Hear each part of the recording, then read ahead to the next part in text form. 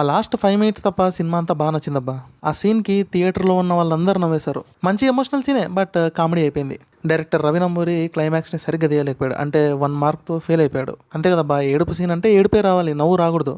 మళ్ళీ సినిమా దుబ్బిందని చెప్పట్లేదు. ఆ లాస్ట్ 5 మినిట్స్‌ని ప్రాపర్‌గా ఎగ్జిక్యూట్ చేసుంటే బాగుండేది. ఓకే. అన్నీ క్లియర్‌గా చెప్తాను. ఫుల్ రివ్యూలోకి అయితే వెళ్ళిపోదాం. చాలా రోజుల తర్వాత ఒక డిఫరెంట్ లవ్ స్టోరీని చూశాననే ఫీల్ అయితే వచ్చింది. చాలా బాగుంది కాన్సెప్ట్ అయితే. అండ్ మెయిన్‌గా కన్విన్సింగ్‌గా తీశాడు. అండ్ స్క్రీన్ ప్లే కూడా కొంచెం డిఫరెంట్‌గానే ఉంది. నార్మల్‌గా అన్ని సినిమాల్లో ఎలా ఉంటది, ఫస్ట్ హాఫ్ ఒకలాగా, సెకండ్ హాఫ్ ఇంకోలా ఉంటది కదా! ఫర్ ఎగ్జాంపుల్ ఫస్ట్ హాఫ్ అంతా కామెడీ పెట్టి, సెకండ్ హాఫ్ అంతా ఎమోషనల్ పెడతారు. అంటే అన్నీ ఇలాగే ఉంటాయిలే. కానీ ఈ సినిమాలో మాత్రం first half, second half same ఉంటాయి. అండ్ క్లైమాక్స్‌ని ఏడుపుతో ఎండ్ చేశారు. యాక్చువల్‌గా ఏడిపించాలని చూశారు. కానీ బొంగులో అది నవ్వు వచ్చేసిందబ్బా. ఆ హగ్ సీన్ చూసి భలే తిట్టుకున్నారు ఆడియన్స్ అయితే. ఇమాజినేషన్ కాదు, థియేటర్లో జరిగింది చెప్తున్నా. ఇంకా ఇంటర్వెల్ సీన్ కూడా 5 మినిట్స్ ముందే గెస్ చేయొచ్చబ్బా.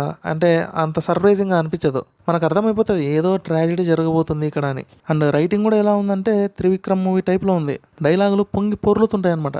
ఓవరాల్గా సినిమా అయితే బాగుందబ్బా, నాకు బాగా నచ్చింది కూడా. కానీ కొంచెం లాగ్ అనిపిస్తుంది. మళ్ళీ బోర్ ఏం కొట్టలేదు.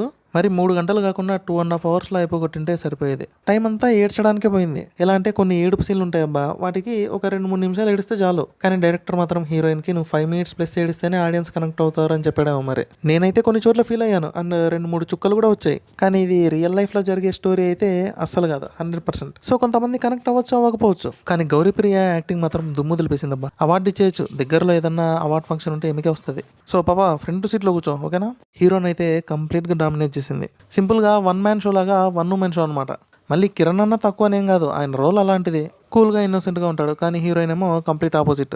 Depressed, heart broken. ఒకసారి కాదు 2 సార్లు ఇరుగుతుంది. ఇంకా క్లైమాక్స్లో అయితే ఏకంగా పచ్చడవుతుంది. ఈ విధంగా ఉంది ఈమె క్యారెక్టర్. సో ఆటోమేటిక్గా సినిమాలో ఇలాంటి క్యారెక్టర్సే హైలైట్ అవుతాయి. అండ్ యాక్టర్స్కి మంచి ఛాన్స్ ప్రూవ్ చేసుకోవడానికి పాప దాన్ని యూటిలైజ్ చేసుకుని ప్రూవ్ చేసుకుంది. కానీ కిరణ్ అబ్బవరంది నార్మల్ రోల్. ఇలాంటి రోల్స్లో పెద్దగా ప్రూవ్ చేసుకోవడానికి ఏముండదు. డైలీ ఒక మనిషి నార్మల్గా ఎలా ఉంటాడో అలాగే ఉంటుంది. Very soft character. Hi bye చెప్తూ 4 ముచ్చట్లు చెప్పుకోవాలి. బాగా పుల్ చేశాడు రోల్ని. యాక్చువల్గా మనోడు ప్రతి సినిమాలో డిఫరెంట్గా ట్రై చేస్తున్నాడు. It's a very good thing. అయినా మనోడిలో ప్లస్ పాయింట్ ఏంటంటే మంచి స్టోరీని పట్టుకొస్తాడు. ఆయన యాక్టింగ్ ఎలా ఉన్నా కానీ మూవీ అయితే డిసప్పాయింట్ చేయదు. మర్చిపోయాను, సినిమాకి ఇంకొక అడ్వాంటేజ్ మ్యూజిక్. కొన్ని సీన్లకైతే బాగా సింక్ అయ్యేటట్టు కొట్టాడు మణి శర్మ. ఆ సిచ్యువేషన్కి ఆ మ్యూజిక్ రావడం వల్ల మనం ఇంకా ఎక్కువ ఫీల్ అయిపోతాం. ఇంతేనబ్బా, ఇంకేం లేదు. సినిమాలో పాజిటివ్ పాయింట్సే ఎక్కువ ఉన్నాయి. అందులో కొంచెం డిఫరెంట్ స్టోరీ కాబట్టి బాగా నచ్చుతుంది. సరే కానీ మీకు ఎలా అనిపించిందో కమెంట్ చేయండి.